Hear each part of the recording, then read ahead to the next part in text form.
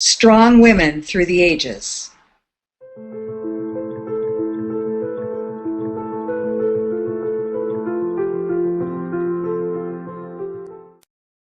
And we're back again with 6 Weeks to Wellness from inVibeHealth.com with Jan Fitzpatrick, and we're wrapping up a four-part series all about phases of a woman's life. So now we're talking about strong women throughout the ages. Tell me a little bit about this, Jan. What are we going to cover here?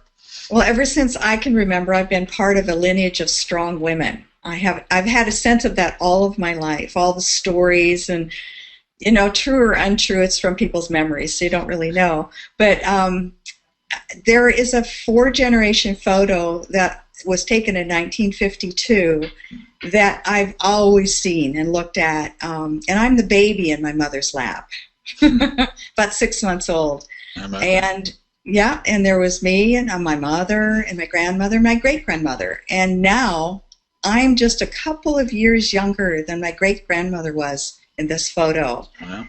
And the photo will be in the blog if you're interested. And I'm still a part of 4 generations of strong women. My mother is now the family matriarch, the great-grandmother. I'm the grandmother, and my daughter is the mother of 2 beautiful and confident young women.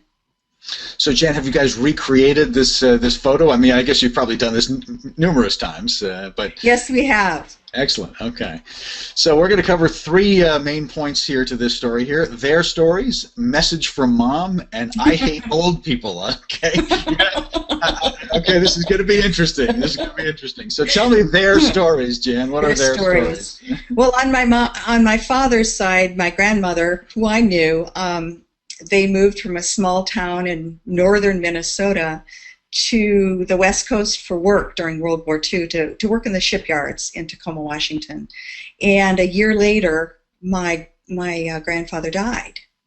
So she was left with 1 daughter and 2 young sons, and her oldest son stayed back in Minnesota because he went to school. He was a college age. So she raised them. And she didn't really get married until 1952, again for the 2nd time. And Tacoma, Washington is still known as a pretty rough town. So, yeah. And then on my mother's side, my great-grandmother came over, and I got to see all the information on, on the ship. And she was pregnant with my grandmother when she came over. And they came to Homestead in North Dakota. And they had, she had also an almost 2-year-old, my great-great-aunt, Lena. And the first year they spent in North Dakota after they got their land was in a sod home built into the side of a hill with all those babies. And I knew in a North Dakota winter. In a North Dakota winter. And I visited her, and I know... I met her a few times because she was one of my mother's favorite people. So we went to visit, and she's very mysterious. She was a very strong woman, and she had a braid all the way down to her knees, which she, kind of wrap around her head, and it kind of looked like a crown to me as a little girl. There you go. She still had, and by the time I met her, they had moved into town. My grandfather had died. She still had a huge garden in her backyard, and she made her own down pillows. She'd have all the down, and she actually pulled it out of the animals, and put it into pillows, and in a shed out back she'd sew, because she didn't want down feathers in her house. They go all over. And we had to go to the bathroom. This is memories of 5- and 6-year-old. We used to have to go through her bedroom to get into the bathroom, and she had this bed that was all circled in curtains and sort of raised up off the bed. Well, now I know it was because to keep her warmer in the wintertime. They used to do that. But at the time, it was great. But at the time, it was really, yes, it was very strange and mysterious. I hear a memoir coming, Jan. I mean, I don't know. You have some interesting characters that you could write about in this life story here. My mother does not remember it that way because she knew her, so much longer than I did. So she probably has a completely different impression than someone coming at it from the age you were at the time. So so much. Yes, for sure. Well, these are some interesting stories. So what is the message from mom? Well, Mother's Day is in May, and just like I asked my daughter, I asked my mother to write a little something. Okay. And because she's experienced all the phases of a woman's life. And she's a very forward-looking person. She's very active. She plays tennis, competitive tennis, doubles, and bridge, and she just loves to try new things. If there was a gadget on the market, we got it as I was growing up. She had like the first 8-track tape. Now, is she out there getting her Apple Watch right now? I just got to know. You're going to get an Apple Watch. Well, she was on a personal computer before I ever even thought of a personal computer. And, yeah, she had the first glass top stove, you know. Wow. Yeah. She'd always get the first one. So for me, you're going to have to wait to read another cliffhanger. I know, I'm sorry. But she's a wonderful example of how to flourish and thrive as you grow older. Well, all right. We're going to have to come back to the blog, and we're going to have to read the letter from Mom and see what she has to say. So we're going to have a collection of letters coming. All right. Now you got to explain this next one. I hate old people. I mean, come on. Yeah.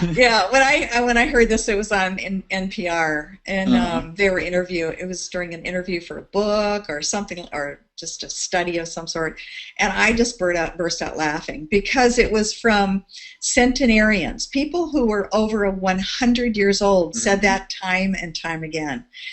They're talking about the other people who may be probably the other old people. Yeah.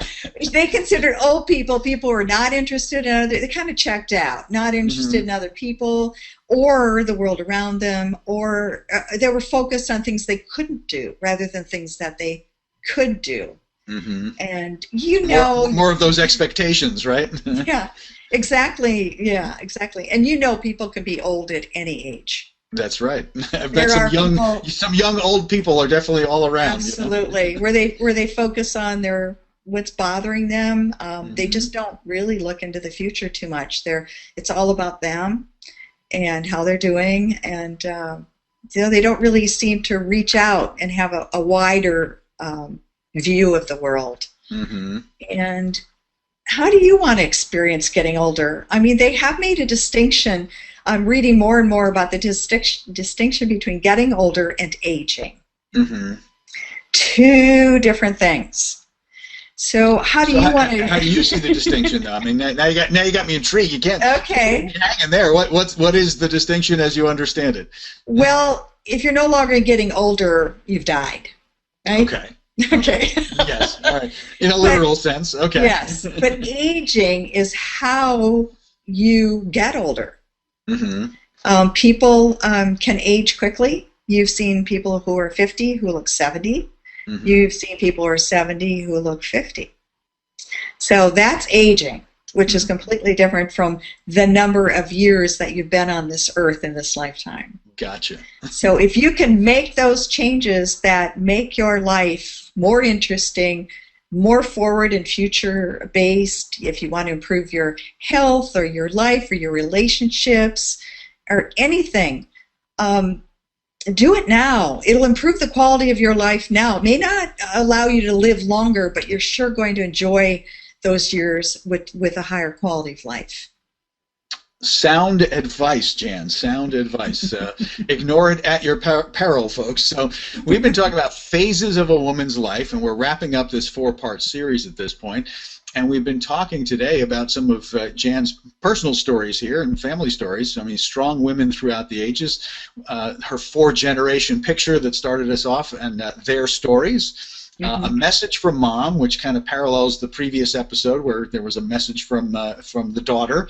And I hate old people. So, you don't have to get old just because you're aging, or is it the other way around, Jan? It's the other way around. It's the other way around. You don't have to age.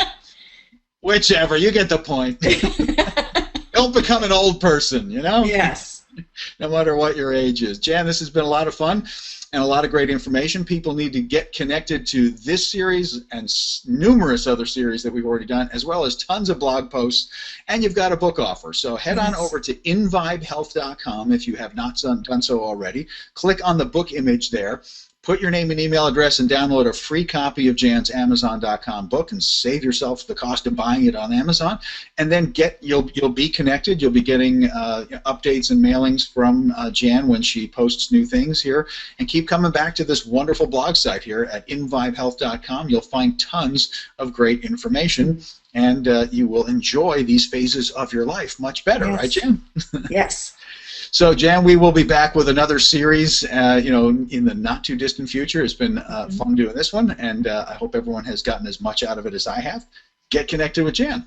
See y'all soon.